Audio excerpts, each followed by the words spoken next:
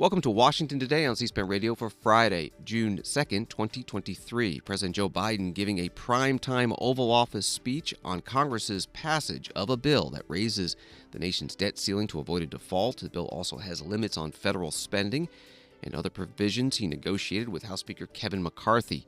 Just ahead, a preview of the president's speech from the White House press secretary, and debate on some of the unsuccessful Senate amendments offered late Thursday night before final passage, trying to make changes to the bill, including one to cut more spending and another to increase defense spending. The White House press secretary also asked today about President Biden's stumble and fall yesterday at the Air Force Academy commencement in Colorado. She says he is fine. Secretary of State Antony Blinken saying further strengthening of Ukraine is a prerequisite for diplomacy to end the war with Russia, and that there should not be any ceasefires until Ukraine is in a dominant position. Today is National Gun Violence Awareness Day. Vice President Kamala Harris calling for additional gun control measures, telling high school students in Northern Virginia parents should not have to pray after dropping their child off at school that they will be safe in class. They should not fear the worst every time they get a text or call from their child's school. And Republican Congressman Andrew Clyde of Georgia celebrating a judge's putting on hold a new ATF regulation on pistol stabilizing braces and touting his bill to undo the regulations for good. An article in the New York Times, President Biden scheduled to deliver a rare Oval Office address on Friday evening after congressional passage of legislation that narrowly averts the economic calamity of a first-ever default on the nation's debt. The legislation, known as the Bipartisan Budget Agreement, passed the Senate late Thursday after receiving broad support in the House this week. It suspends the debt ceiling for 2 years and cuts back on spending. That from the New York Times. Getting a preview this afternoon from the White House press secretary, Karine Jean-Pierre. What can you tell us about the president's remarks tonight in the Oval Office? What's behind the decision to do it tonight and in that setting? So just a little bit, well, one of the things I can say why the Oval Office, why tonight. As you all know, we've been talking about averting a catastrophic default for the past couple of weeks, the past couple of months, and how it important it was for the president to do that. There is a gravity, as you all can imagine, of this moment, and so the president wanted to make sure that he addressed the American people directly, and he's going to be speaking clearly from the Oval Office behind the Resolute desk to the American people for the first time. And so during a prime time, clearly at 7 o'clock, during a prime time hour. And so he just wanted to make sure that the American people understood how important it was to get this done, how important it was to do this in a bipartisan way. This would have been a first ever default. We've listed out what could have happened. We created a recession potentially, triggered a recession, lose millions of jobs, up to 8 million jobs, increased costs for all Americans. When we're talking about retirement accounts and devastating paychecks, that's what could have happened by Monday if we didn't get this done. Caused chaos and catastrophe in the world economy, and undermine the full faith and credit of the United States. That's what was able to avert it in a bipartisan way, and so the president wants to lay that out for the American people, and that's what you're going to hear him do today. Fitch is now warning that the U.S. credit rating is still, though, at risk, even once this deal is done. How confident are you that a downgrade will be avoided? So look, as we all saw, we saw a bipartisan agenda come together in a way that Congress should work, right? And it was majority. We saw a majority of bipartisanship from both chambers of Congress pass a strong fiscal responsibility proposal that will reduce the deficit by more than $1 trillion. That is important to note, and it ensures that the government will continue to meet our commitments, which is important to do as well. So look, the Treasury market remains the safest, the deepest, and the most liquid market in the world. And so I'll just leave it there as what we by basically laying out what we've been able to do, and I think that's important for the world to see. And just any updates on when he'll actually sign the bill at this point? So it won't be today. The House and the Senate have to do their business, and so we're going to work very quickly with them to get this done, to make sure we can sign it hopefully as soon as tomorrow. But we have to let the House and the Senate do what they need to do so they can get to us, so the president can sign it. The White House press secretary Karine Jean-Pierre at a news conference today in the White House briefing room. The Treasury Department has said that Monday is the deadline for raising or suspending the debt ceiling to avoid a default. President Biden's speech on this bill live tonight, 7 p.m. Eastern. You can listen on C-SPAN Radio, watch on C-SPAN Television. It'll also be on the C-SPAN Now mobile app, streamed at cspan.org, or also on your smart speaker. Say, play C-SPAN Radio. Wall Street today, the Dow up 701, NASDAQ up 139, S&P up 61. Stock market up not only because there'll be no default on the national debt, but also a strong jobs report. President Biden tweeting, "Folks, today is a good day for our economy. We learned the economy created 339,000 jobs last month, bringing us to over 13 million jobs since I took office. That's more jobs in 28 months than any president has created in a 4-year term. The Biden economic plan is working." That tweet from the president. But the unemployment rate increased in May from 3.4% to 3.7%. A Washington Post article explaining some 440,000 more workers reported they are unemployed, and most of those were due to temporary jobs ending or layoffs, according to the data. Some of that increase could be driven by layoffs in the tech sector that have hit 200,000 workers this year, according to tech layoff tracker layoffs.fyi. Returning to the debt ceiling and spending cut bill, which passed the Senate late Thursday night, the vote was 63 to 26. On the no side, 31 Republicans, 4 Democrats, and 1 independent. More from the New York Times article on that bill. The agreement suspends the $31.4 trillion debt limit until January 2025, allowing the government to borrow unlimited sums to pay its debts and ensuring that another fight will not occur before the next presidential election. It sets new spending levels that will be tested as Congress begins to write its annual spending bills. Other policy changes on energy project permitting and work requirements on social benefits were also included. That from the New York Times. Ahead of the final passage vote, there was an agreement among the senators to debate and vote on about a dozen amendments. One of them would increase defense spending and decrease money for the IRS. It was offered by Senator Dan Sullivan, Republican from Alaska. You'll hear opposition from Senator Ron Wyden, Democrat from Oregon. The Fiscal Responsibility Act, unfortunately, does not meet the moment in terms of defending our nation. The chairman of the Joint Chiefs and others have said we are now in the most dangerous period since any time since World War II, and yet this bill cuts defense spending in inflation-adjusted terms by approximately 3% this year and 5% next year. By endorsing the president's defense budget, this bill shrinks the Navy, shrinks the Army, and shrinks the Marine Corps. Next year, it will take us below 3% of GDP spending for the first time in 25 years. My amendment does what the Armed Services Committee and this chamber have done in a broad bipartisan manner over the past 2 years. It significantly pluses up the inadequate defense budget submitted by the president. My amendment fully funds the Biden Pentagon's unfunded priorities list by $18 billion. The senator's time has expired. And it raises, Madam President, I ask unanimous request for 30 seconds more. Is there an objection? And for FY25, it raises the defense top line by 5% to simply keep pace with inflation. These increases are offset by rescinding the additional amounts from the president's $80 billion plus-up of the IRS. So, my colleagues, the choice is clear.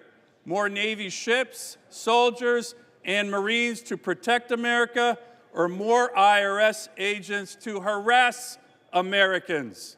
I urge a yes vote on this important amendment. Senator's time has expired. Madam President, Senator Morgan is recognized. I oppose the gentleman's amendment, and Senate Democrats will keep this chamber on time. There are 3 important reasons to vote against this amendment. First, it would be an even bigger Republican handout to wealthy tax cheats, nearly $200 billion. Second, at a time when Congress is supposed to be debating fiscal responsibility, this amendment double counts billions and billions of dollars by increasing the deficit with more spending on defense contractors and bigger handouts to wealthy tax cheats. Finally, this Senate should focus on better service to taxpayers, improved information technology, and ending the free ride once and for all for wealthy tax cheats. I urge colleagues to oppose the amendment. Senator Ron Wyden, Democrat from Oregon, chair of the Finance Committee. Before that, Senator Dan Sullivan, Republican from Alaska, on the Senate floor Thursday night. The vote on Senator Sullivan's amendment was 49 to 48, a majority in favor, but short of the 60 votes the Senate agreed would be needed to pass the amendment.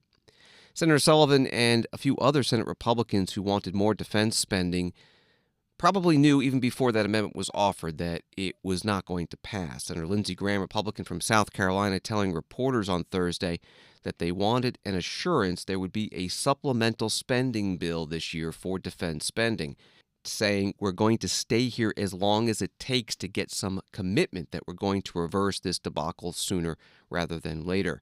Under Senate rules, he and the other senators could have stretched out debate on the bill, holding up final passage to waive the debt ceiling beyond Monday's deadline when Treasury Department said there would be a default. Last night, Senate Majority Leader Chuck Schumer gave the commitment that the senators wanted in a floor statement. About an hour ago, I entered a statement into the record, and I'd like to read it so the members can hear it. I want to also dispel rumors and reassure our friends across the world about the Senate's commitment and ability to respond to emerging threats and needs. This debt ceiling deal does nothing to limit the Senate's ability to appropriate emergency supplemental funds to ensure our military capabilities are sufficient to deter China, Russia, and our other adversaries, and respond to ongoing and growing national security threats, including Russia's evil ongoing war of aggression against Ukraine, our competition ongoing with China and its growing threat to Taiwan, Iranian threats to American interests and those of our partners in the Middle East or any other emerging security crisis. Nor does this debt ceiling limit the Senate's ability to appropriate emergency supplemental funds to respond to various national issues, such as disaster relief, combating the fentanyl crisis, or other issues of national importance. I know a strong bipartisan majority of senators stands ready to receive and process emergency funding requests from the administration.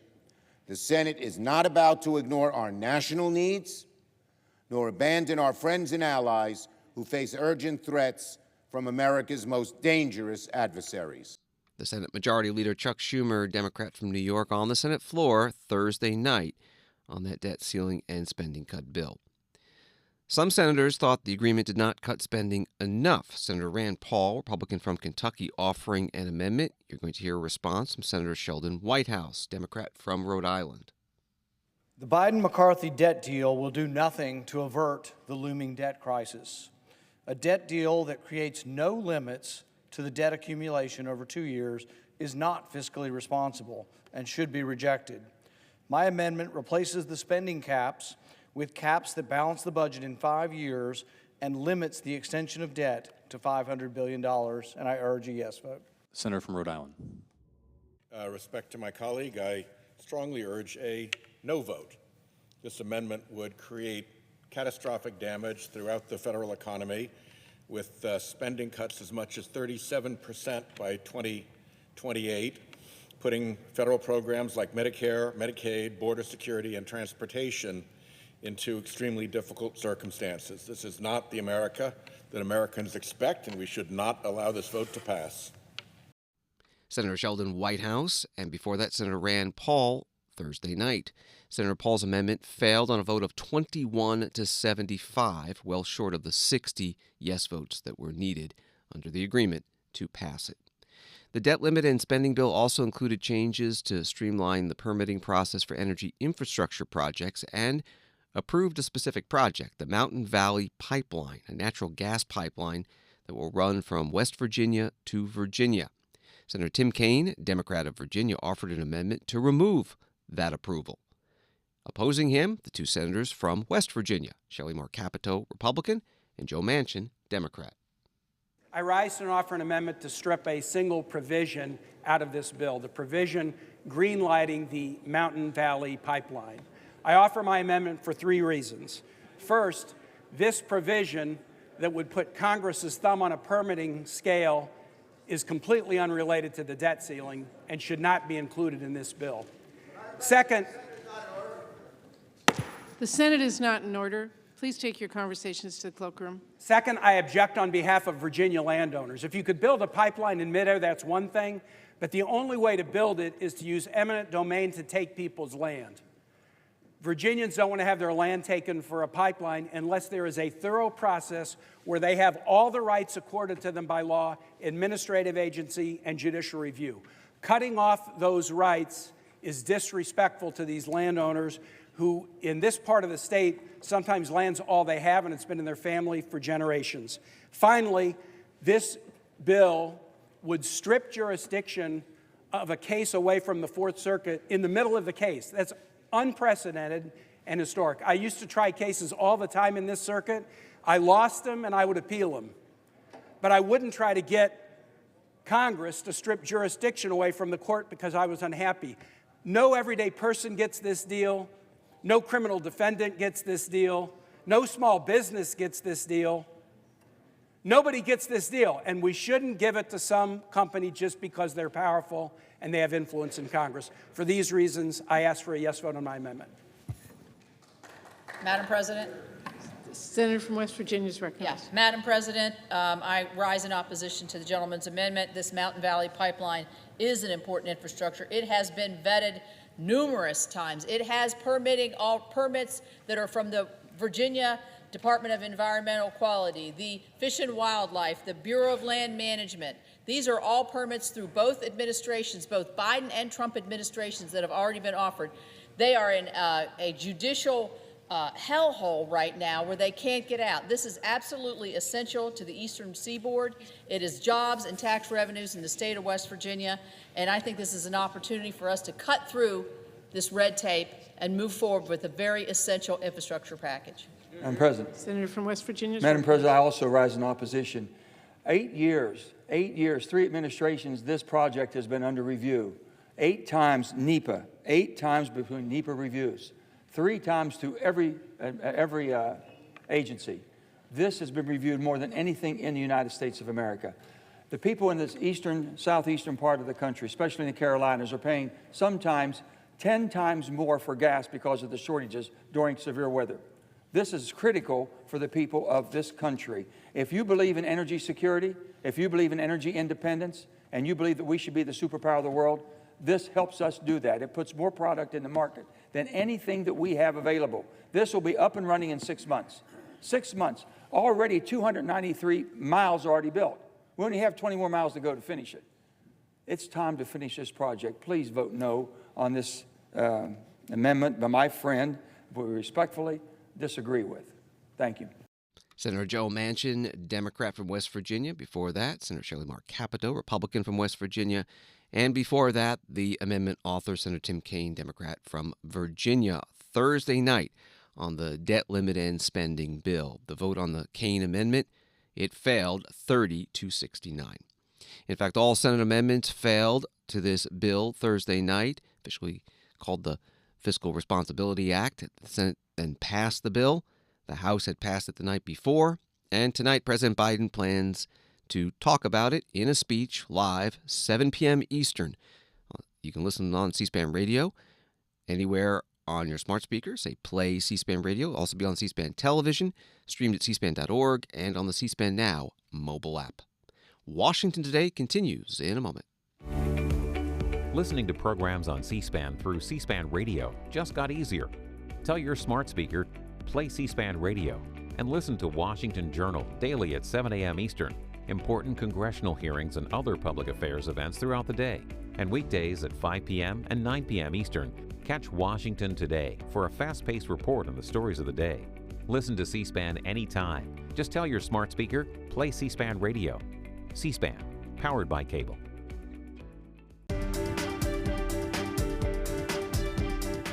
Welcome back to Washington Today, available as a podcast wherever you find your podcasts and on the C-SPAN Now mobile app. A few more headlines. Former Vice President Mike Pence will not be charged in relation to classified documents found at his home in Indiana. Justice Department sending a letter to Mike Pence's attorney reading, the Federal Bureau of Investigation and the Department's National Security Division have conducted an investigation into the potential mishandling of classified information. Based on the results of that investigation, no criminal charges will be sought. Justice Department special counsels are still investigating the handling of classified records by former President Donald Trump and current President Joe Biden. And bipartisan congressional leaders have invited India's Prime Minister Narendra Modi to address a joint meeting of Congress on June 22nd. Associated Press writes that Prime Minister Modi became the fifth Indian Prime Minister to address Congress in 2016. And the speech would come amid a state visit with President Joe Biden, which includes plans to celebrate Modi with high diplomatic honors reserved for close U.S. allies. White House getting more questions about President Biden's trip and fall yesterday on the stage at the commencement ceremony at the U.S. Air Force Academy in Colorado. After it happened, White House Communications Director Ben LaBolt tweeted, "He's fine. There was a sandbag on stage while he was shaking hands." The issue came up today with the White House Press Secretary, Karine Jean-Pierre. The president had the fall yesterday. The White House said that he is fine.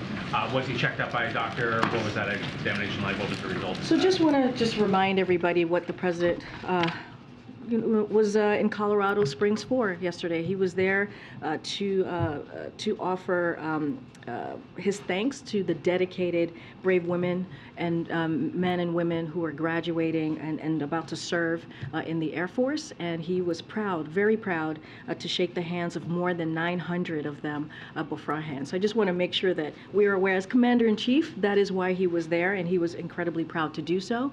And just to make sure we clear the record here, he tripped over a sandbag on the stage, and briefly he tripped and got up, and he got right back up and continued what he was there to do. He did not. There was no need for the doctor to see him as it was related to the fall, and he's doing fine. You saw some of you saw him last night when he returned, getting off of Marine One on the South Lawn. He spoke to this, so I would refer you back to his comments, and so I'll just leave it there. The White House Press Secretary Karine Jean-Pierre with reporters in the White House briefing room. Associated Press writing about this. Onlookers, including some members of the official delegation on stage, watched in concern before Joe Biden, who at age 80 is the oldest president in U.S. history, returned to his seat to view the end of the ceremony. "I got sandbagged," the president told reporters with a smile when he arrived back at the White House on Thursday evening before pretending to jog into the residence. Two small black sandbags had been on stage supporting the teleprompter used by President Biden and other speakers at the graduation. That from Associated Press. Congressman Max Miller, Republican from Ohio, in a tweet says the president's fall is a symbol of his handling of foreign policy. He tweeted, "President Biden says he was sandbagged, but America is being sandbagged by weakness that emboldens Chinese communists and Russian thugs. Protecting America's interests requires American strength." Congressman Max Miller attached a clip of his interview on Fox News. Number one, it's incredibly sad, and he's obviously trying to make a joke out of it because he's embarrassed. But our allies are already picking our country's pockets, and those are our allies. We've seen France with their comments about lessening dependence on the United States dollar and our attack on Taiwan. And now, what do you think our adversaries across the globe are thinking? There is a reason why Putin went into Ukraine. There is a reason why the Chinese Communist Party continues to look down the barrel to go after Taiwan, and it's because they see a weak leader for this country who cannot continue to move us forward in an aggressive and powerful way. It's peace through strength. What this president has introduced is weakness through strength. People are picking our pockets every day. We have foreign countries who are our allies who have negated trade agreements like the USMCA when it comes to corn over Mexico at GMO and Canadian tariffs at 318% on dairy products. We are getting taken to task every day in this country underneath that man's weak leadership, but it's an incredibly powerful optic, and it's awful. Congressman Max Miller, Republican from Ohio, on Fox News this morning. From Reuters, U.S. Secretary of State Antony Blinken on Friday warned against any peace initiatives that could help legitimize Russia's seizure of Ukrainian territory.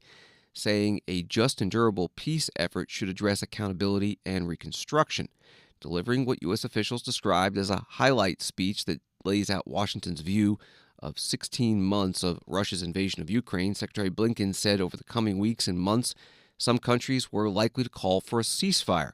But for any peace effort to be lasting, he laid out, it requires Ukraine's full participation and assent and should support Ukraine's reconstruction and recovery, with Moscow paying its share. That reporting from Reuters.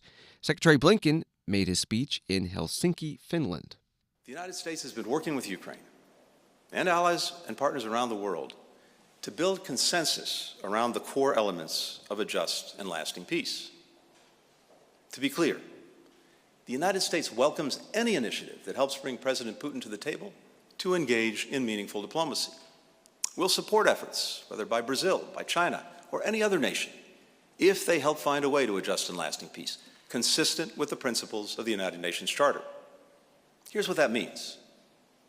A just and lasting peace must uphold the UN Charter and affirm the principles of sovereignty, territorial integrity, and independence. A just and lasting peace requires Ukraine's full participation and assent.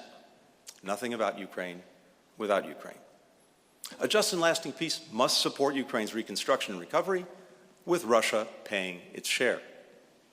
A just and lasting peace must address both accountability and reconciliation. A just and lasting peace can open a pathway to sanctions relief connected to concrete actions, especially military withdrawal. A just and lasting peace must end Russia's war of aggression.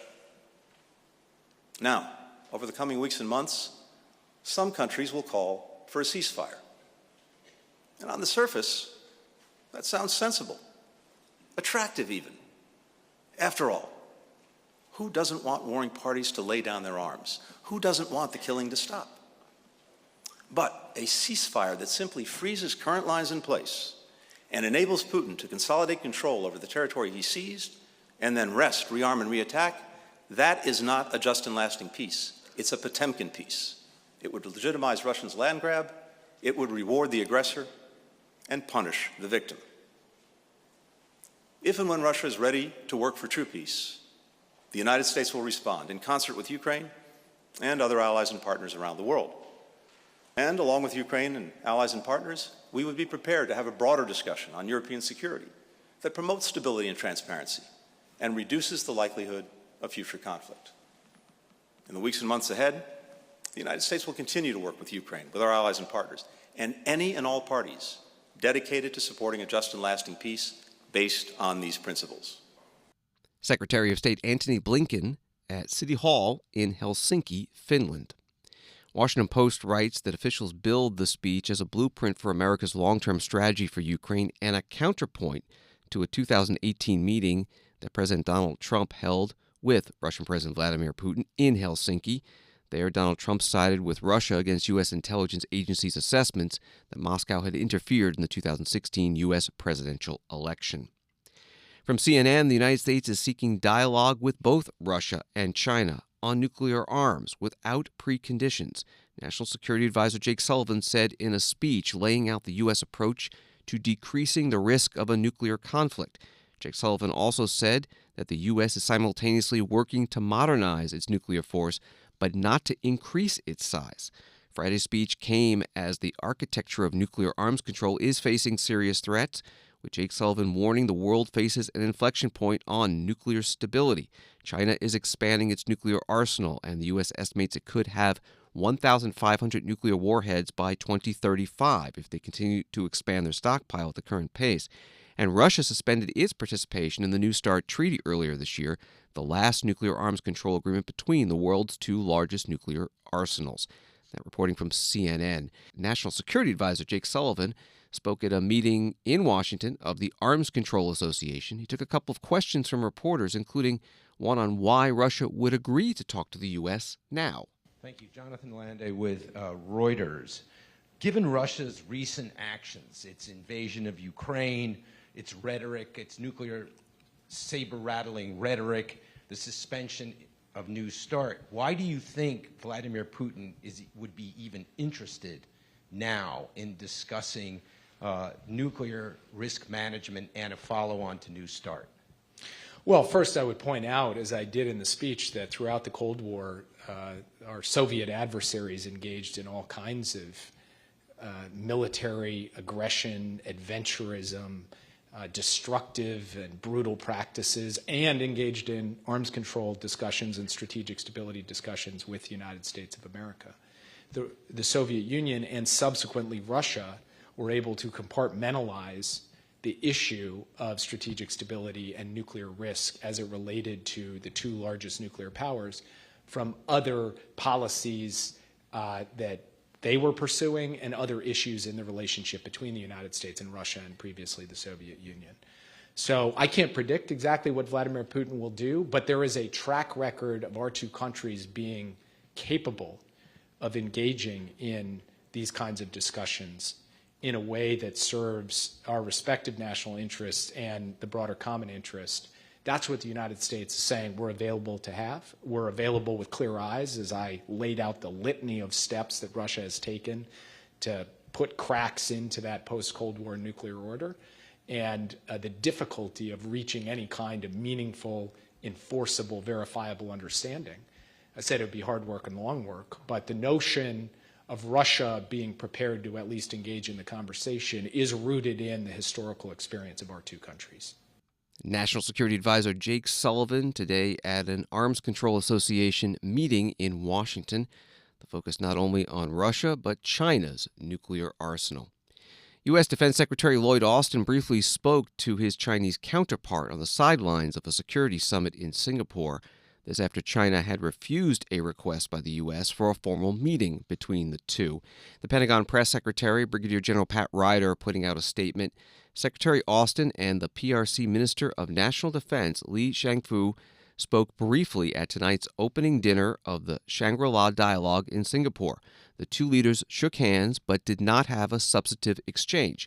The department believes in maintaining open lines of military-to-military communication with the PRC and will continue to seek meaningful military-to-military discussions at multiple levels to responsibly manage the relationship. That statement from the Pentagon Press Secretary, Pat Ryder.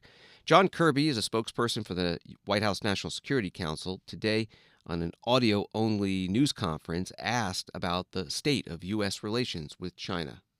This is about managing the competition between our two countries, and it's about, in the President's view, getting back to the spirit of Bali when he and President Xi had that nice long meeting there, and agreed that they both have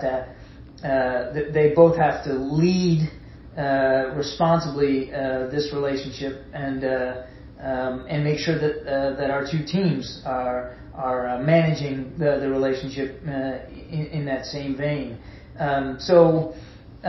It's not about any of these individual decisions as sort of settling some sort of rapprochement. It is about managing what we have all acknowledged to be a strategic competition between our two countries.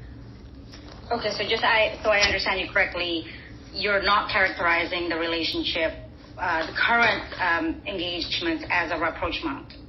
No, what I'm saying is we're trying to manage this competition, and one of the aspects of doing that, we've talked about this many, many times, is keeping the lines of communication open. And so as you see the dialogue, as you see outreach, it's in the context of diplomacy. It's in the context of keeping lines of communication open that are already open, and there are some, and also trying to open up lines of communication that have remained closed, particularly in the last year, and that is certainly on the military-to-military side, which, again, we still have interest in opening up. Okay, and on that note, it's somewhat connected. On arms control this morning, Jake said that the U.S. is ready to talk without precondition, but China has not shown a willingness to do so. Would the administration consider unilateral conciliatory gestures to entice them to come to the table? And just to piggyback on that, Secretary Austin and Li Shangfu met briefly at Shangri-La. Are there any additional engagements planned between them this weekend? Thanks. On Austin, I'd refer you to my colleagues over at DoD. I don't know of any additional interactions while the Secretary is out at Shangri-La, but really that's for his staff to speak to. And on your first question, I won't go beyond what Jake said today. I think he laid it out pretty clearly what our stance is here. We believe in the importance of arms control, even as we believe in the importance of making sure that our capabilities are as modern and as capable and effective as possible to meet the national security challenges ahead of us. And as he said, we'd be willing to speak with both Russia and China without preconditions. But as he also said, and as I alluded to when I summarized the speech, that doesn't mean without accountability, and it doesn't mean without being able to hold these nuclear powers to proper account for their behavior in the nuclear space. John Kirby is Strategic Communications Coordinator for the National Security Council, part of his audio-only news conference today. A story from NBC News, CIA Director William Burns visited Beijing last month, his first trip to China since becoming the head of the intelligence agency for the Biden administration. A U.S. official familiar with the visit told NBC News. Article continues that William Burns went to Beijing to meet with his Chinese counterparts, according to the official, quote, to emphasize the importance of maintaining open lines of communication and intelligence channels. The CIA director was in China after Beijing had broken off most regular calls between senior diplomatic, intelligence, and military officials in the aftermath of the U.S. shoot-down of a Chinese spy balloon in early February. That from NBC News. Article also notes that this visit was first reported by the Financial Times. This is Washington Today. Today is National Gun Violence Awareness Day. The Gun Violence Archive says so far this year there have been 268 mass shootings, defined as 4 more people being shot. Vice President Kamala Harris marking this day at John Lewis High School in Springfield, Virginia, calling for more gun control measures. It is reasonable that you might want to know before someone can buy a gun whether they have been found by a court to be a danger to themselves or others. Common sense would suggest background checks and red flag laws might avoid that danger. Common sense. And by comparison, it makes no sense, as some would suggest, to require teachers to carry firearms.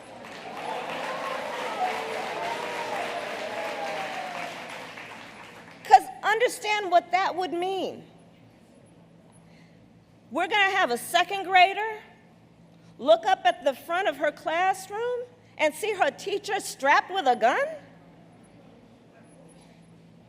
Again, it's just common sense for us to believe teachers should focus on teaching.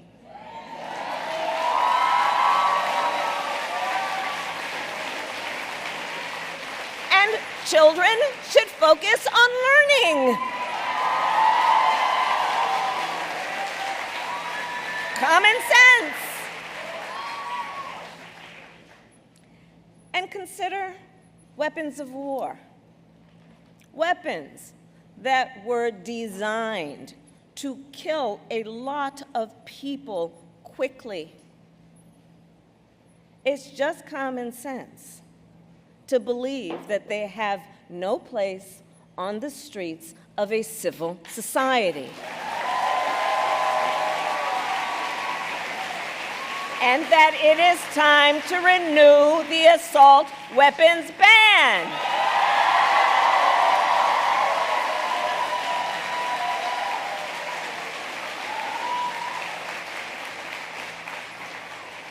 And on the subject of gun safety laws, it is a false choice.